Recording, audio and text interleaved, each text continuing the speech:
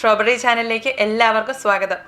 രാവിലെ പുട്ടുണ്ടാക്കാൻ വേണ്ടി നനച്ച പുട്ടുപൊടി ബാക്കിയുണ്ടെങ്കിൽ വെറും 10 മിനിറ്റ് കൊണ്ട് അവലോസ് പൊടി തയ്യാറാക്കാൻ പറ്റും. ഇപ്പോൾ നമ്മൾ സാധാരണ അവലോസ് പൊടി തയ്യാറാക്കുന്നത് പച്ചരി കുതിർത്ത് പൊടിച്ച് അത് വറുത്താണ്. അപ്പോൾ ആ രീതിയിൽ തയ്യാറാക്കുന്ന അവലോസ് പൊടിയുടെ അതേ ടേസ്റ്റും പെർഫെക്ഷനും ഈ രീതിയിൽ തയ്യാറാക്കിയാലും ഉണ്ട്. അപ്പോൾ നമുക്കിത് എങ്ങനെ തയ്യാറാക്കാമെന്ന് നോക്കാം.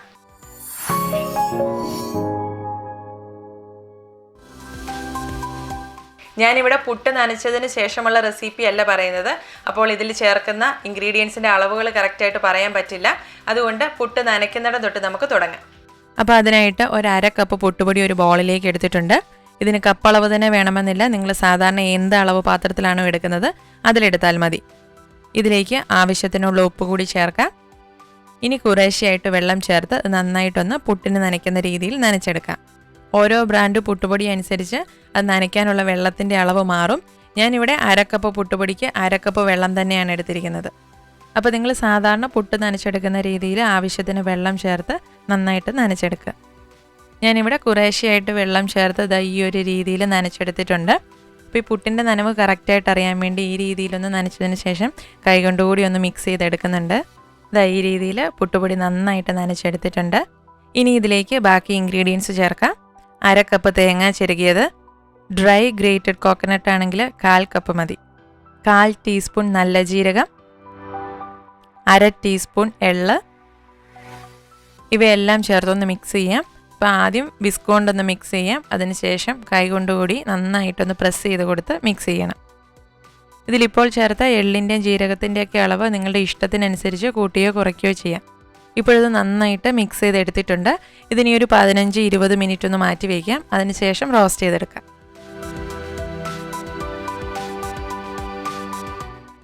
ഇരുപത് മിനിറ്റിന് ശേഷം ഇത് റോസ്റ്റ് ചെയ്യാനായിട്ട് ഒരു പാനിലേക്ക് ഇട്ട് കൊടുക്കാം. ഇപ്പോഴിതൊരു 1/2 കപ്പ് പുട്ടുപൊടിയല്ലേ ഉള്ളൂ. അപ്പോൾ അത് മുഴുവൻ ഒരുമിച്ച് അങ്ങിടുവാണ്. അപ്പോൾ ഇതിൽ കൂടുതൽ പുട്ടുപൊടി ഉണ്ടെങ്കിൽ പല ട്രിപ്പായിട്ട് റോസ്റ്റ് ചെയ്തെടുക്കണം.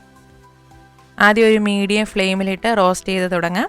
അപ്പോൾ ഇളക്കി കൊടുത്തുകൊണ്ട് തന്നെ വേണം റോസ്റ്റ് ചെയ്തെടുക്കാൻ.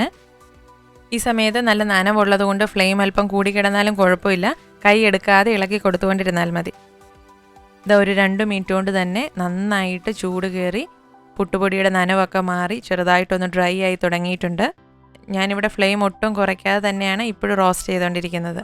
അപ്പോൾ ഈ രീതിയിൽ ഒരു 5 മിനിറ്റ് റോസ്റ്റ് ചെയ്തെടുക്കാം. 5 മിനിറ്റ് കഴിഞ്ഞപ്പോൾ ഈ ഒരു പരുവായിട്ടുണ്ട്. നന്നായിട്ട് ഡ്രൈ ആയി കളറ് ചേഞ്ച് ആയി തുടങ്ങിയിട്ടുണ്ട്. ഇനി ഇത് വേഗത്തിൽ തന്നെ റെഡിയാവും. അതുകൊണ്ട് ഫ്ലെയിം പ്രത്യേകം ശ്രദ്ധിച്ച് ചൂട് നോക്കി കരിഞ്ഞു പോകാതെ റോസ്റ്റ് ചെയ്തെടുക്കണം. അതുകൊണ്ട് ഞാനിപ്പോൾ ഫ്ലെയിം ലോയ്ക്കും മീഡിയത്തിനും ഇടയിലേക്ക് മാറ്റിയിട്ടുണ്ട്. അപ്പോഴതും കൂടുതലാണെന്ന് തോന്നിയാൽ ലോ ഫ്ലെയിമിൽ തന്നെ ഇട്ട് ചെയ്യുക. ഇപ്പോഴൊരു 3 മിനിറ്റും കൂടെ കഴിഞ്ഞിട്ടുണ്ട്. കളറൊക്കെ മാറി അത്യാവശ്യം അവലോസ് പൊടിയുടെ ഒരു കളറിലേക്ക് ആയിട്ടുണ്ട്. ഈ സമയത്ത് ഇതിലേക്ക് ചേർക്കാനുള്ള ബാക്കി പൊടികൾ കൂടി ചേർക്കാം. 1/4 ടീസ്പൂൺ ഏലക്ക പൊടിച്ചത്, 1/4 ടീസ്പൂൺ നല്ല ജീരകം പൊടിച്ചത്, 2 പിഞ്ച് ചുക്ക് പൊടിച്ചത്.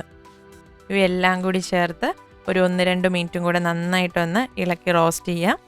ഇപ്പോഴീ ചേർത്ത് എല്ലാ പൊടികളുടെ അളവ് ടേസ്റ്റ് നോക്കിയിട്ട് നിങ്ങളുടെ ഇഷ്ടത്തിനനുസരിച്ച് കൂട്ടിയോ കുറച്ചോ എടുക്കുക. ഇപ്പോഴൊരു 2 മിനിറ്റും കൂടി ഒന്ന് റോസ്റ്റ് ചെയ്തെടുത്തിട്ടുണ്ട്. പൊടി നന്നായിട്ട് റോസ്റ്റായി അവലോസ് പൊടിയുടെ പാകത്തിനായിട്ടുണ്ട്. അതായത് മൊത്തത്തിൽ നമ്മൾ വെറും 10 മിനിറ്റ് മാത്രമേ റോസ്റ്റ് ചെയ്തിട്ടുള്ളൂ. അവലോസ് പൊടി ഇവിടെ റെഡി ആയിട്ടുണ്ട്. ഇനി ഇതൊരു പാത്രത്തിലേക്ക് മാറ്റി തണുക്കാനായിട്ട് വയ്ക്കാം. അപ്പോൾ ഇത് നന്നായിട്ട് തണുത്തതിന് ശേഷം ഒരു എയർ ടൈറ്റ് കണ്ടെയ്നറിലാക്കി സൂക്ഷിക്കാം.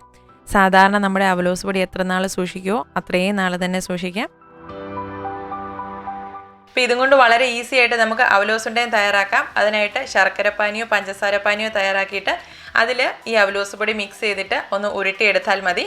അതല്ലെന്നുണ്ടെങ്കിൽ കുറച്ച് പഞ്ചസാരയും പഴവും കൂടി ഇട്ട് കുഴച്ച് കഴിക്കാം. അതും അല്ലെങ്കിൽ കുറച്ച് വെള്ളവും പഞ്ചസാരയും കൂടെ ചേർത്ത് മിക്സ് ചെയ്തും കഴിക്കാം.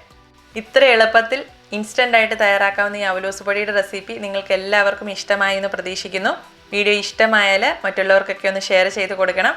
അപ്പോൾ നിങ്ങളെല്ലാവരും ഇതൊന്ന് ട്രൈ ചെയ്ത് നോക്കണം. എന്നിട്ട് നിങ്ങളുടെ അഭിപ്രായങ്ങളൊക്കെ കമൻറ്റ് ബോക്സിലൂടെ ഞങ്ങളെ അറിയിക്കണം. മറ്റൊരു വീഡിയോയിലൂടെ കാണാം. എല്ലാവർക്കും നന്ദി.